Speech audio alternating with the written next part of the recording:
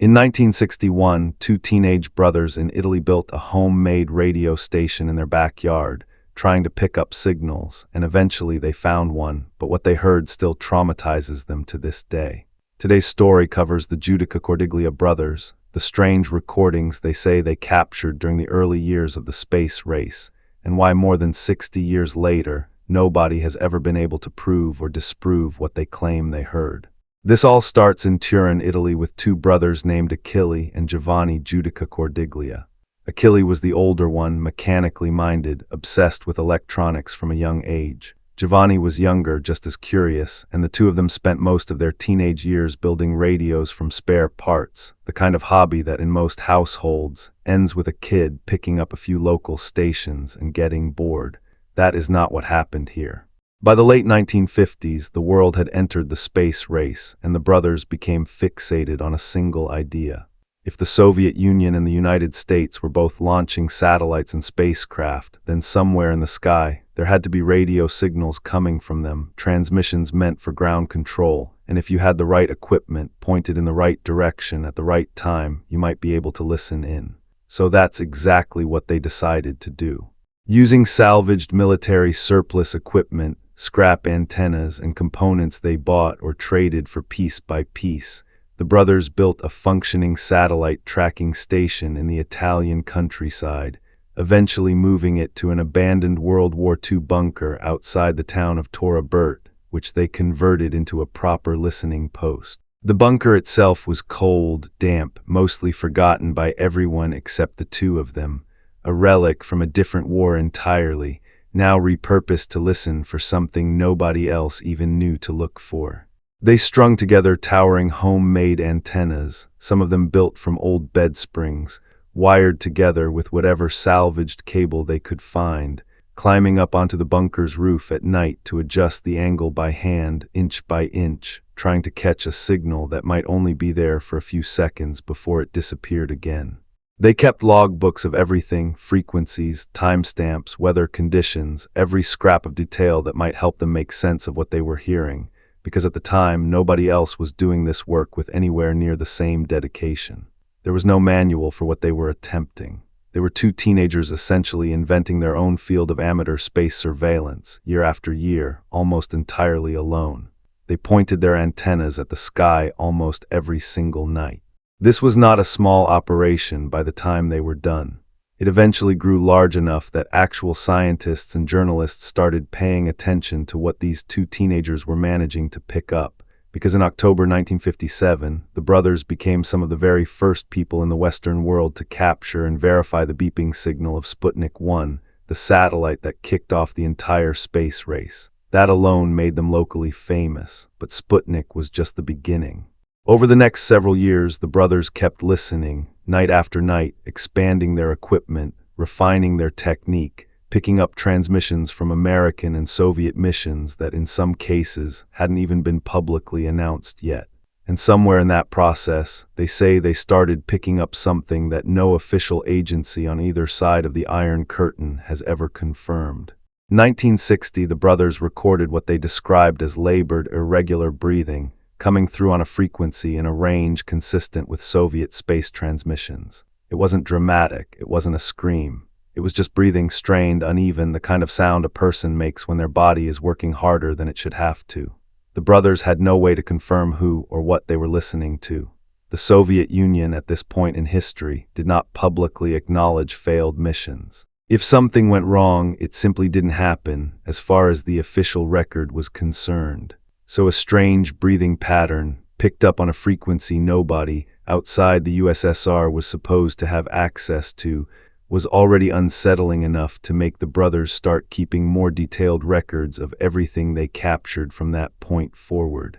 Then in February 1961, they say they picked up something even harder to explain, a faint, rhythmic beeping pattern that after analysis appeared to match the rhythm of a human heartbeat, transmitted back from a spacecraft. If that's true, it would mean some kind of biomedical monitoring equipment was on board, the kind used to track a living person's vital signs in real time, sent back to ground control, the same kind of telemetry NASA was using on its own early missions. The onset. Ling part wasn't just that a heartbeat might have been transmitted, It was that, according to the brothers, no official Soviet mission was scheduled to be in orbit at that time. As far as the public record was concerned, nobody was up there to have a heartbeat to transmit in the first place. The brothers kept listening. Night after night, the same routine, headphones on, antennas adjusted, logbooks open, waiting for something to break through the static. And in May 1961, just weeks before NASA would attempt its own first manned suborbital flight, the brothers say they picked up a transmission that they have described, in every interview they've given since, as the most disturbing thing either of them has ever heard in their lives. According to their account, they picked up a faint voice, speaking in what they identified as Russian, repeating something over and over, a phrase that, when later translated, was reported to mean something close to, "Conditions growing worse, why don't you answer?" They say the voice didn't sound theatrical or staged. It sounded tired, strained. The kind of voice a person uses when they've already asked the same question several times and are starting to understand that no answer is coming. The transmission was weak, broken up by static, fading in and out as whatever was carrying it moved further from range, and according to the brothers, it cut out entirely after a short period, never to be picked up again on that frequency, no matter how many nights afterward they returned to the same dial setting, hoping to hear something, anything, that might explain what they'd just listened to. There is no official record of any Soviet cosmonaut being in distress or even in space during that specific window in May 1961. If the brothers are telling the truth about what they heard, it would mean a human being was in genuine danger, somewhere above the Earth, and the agency responsible for them never acknowledged it happened, then or since. But the recording that made the Judica Cordiglia brothers internationally known, the one that has circulated for decades and still gets shared online today as one of the most disturbing audio clips connected to the early space program, came several months later, in November 1961. According to the brothers' account, on the night of November 28th, the conditions were good, the static unusually quiet, and they were already monitoring a frequency that had produced something interesting a few nights earlier. They picked up a transmission coming from an object in deteriorating orbit, the kind of trajectory that, if accurate, would indicate a spacecraft heading toward an uncontrolled re-entry into Earth's atmosphere. At first, the brothers say the signal carried what sounded like routine telemetry, simple, steady, mechanical, the kind of background data you'd expect from any spacecraft simply doing its job, a rhythm they had grown used to hearing over the past few years, almost soothing in its predictability. Then, according to their account, the tone of the transmission changed, and changed quickly. They say they began hearing what sounded like a human voice, distressed, speaking rapidly, words running together, and that as the minutes went on, the voice grew more frantic, the breathing behind it more labored, shorter, more desperate, the way a person breathes when they are no longer simply talking, but fighting to get enough air to keep talking at all. The brothers say they sat frozen at their equipment, recording everything, unable to do anything but listen, fully aware that whatever this was, it was happening in real time, somewhere above them, completely out of reach. What they describe next is the part of the story that has stayed with both brothers for the rest of their lives. They say the transmission ended not with silence, but with what sounded like the moment of re-entry itself, a violent burst of noise consistent with a spacecraft breaking apart under heat and pressure, immediately followed by complete radio silence, the kind of silence that, according to Giovanni, was somehow louder than anything that had come before it. If what the brothers captured that night was real, it would mean they listened in real time to a human being dying during an uncontrolled re-entry, alone, off the official record, with no rescue possible and no acknowledgement from any government that it had ever happened at all. The brothers reported what they'd captured to the press almost immediately. The recording spread fast, first through Italian newspapers, then internationally, becoming part of a growing body of rumors and reports that came to be known as the lost cosmonaut theory. The idea that the Soviet Union had a series of secret failed missions, with cosmonauts who died in orbit or during re-entry, whose deaths were simply erased from the official record because admitting failure was politically unacceptable during the height of the space race. To understand why so many people were willing to believe this, you have to understand exactly how secretive the Soviet space program actually was during this period. The The USSR did not announce missions in advance. There was no public list of scheduled launches, no press conference before liftoff, the way NASA operated. The first the world usually heard about a Soviet mission was after it had already succeeded, presented as a triumphant accomplishment, with any failures along the way simply never mentioned publicly at all. And this wasn't paranoia or speculation. We now know from records that were eventually declassified decades later that this secrecy was very real. Valentin Bondarenko, a Soviet trainee cosmonaut, died in a horrific fire during an isolation chamber test in March 1961, just weeks before the brothers' May 1961 recording.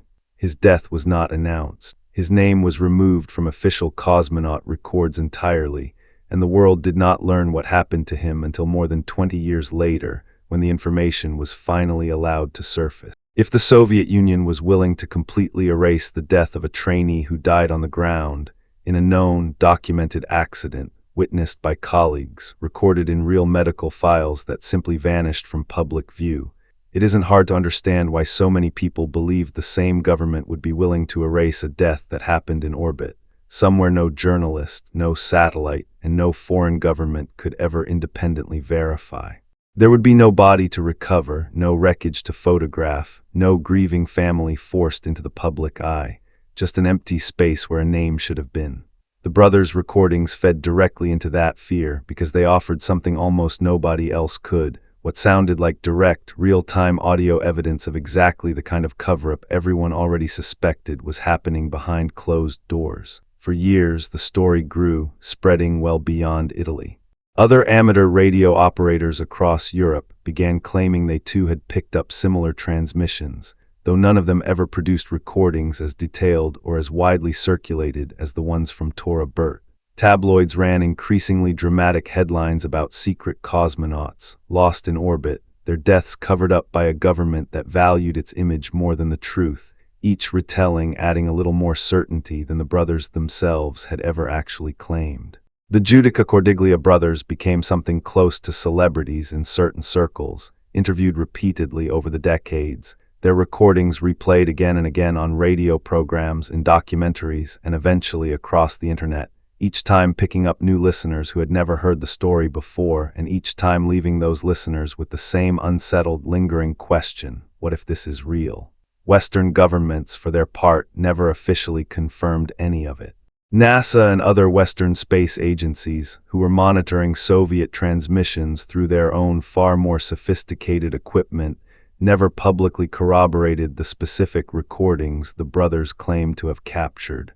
The Soviet Union, predictably, denied everything, dismissing the recordings as fabrications or misidentified interference. And there the story has sat for over 60 years now, neither confirmed nor fully debunked, existing in that uncomfortable space between documented historical fact and unverifiable rumor, kept alive specifically because the secrecy that made it believable in the first place was also the exact same secrecy that makes it almost impossible to ever conclusively prove. The brothers themselves are elderly now, Achille Giudica Cordiglia having passed away in recent years, Giovanni still occasionally giving interviews about that period of his life. In nearly every interview either of them ever gave, they maintained the same position, careful, measured, never overselling what they had. They never claimed to know for certain who they heard or what mission it came from.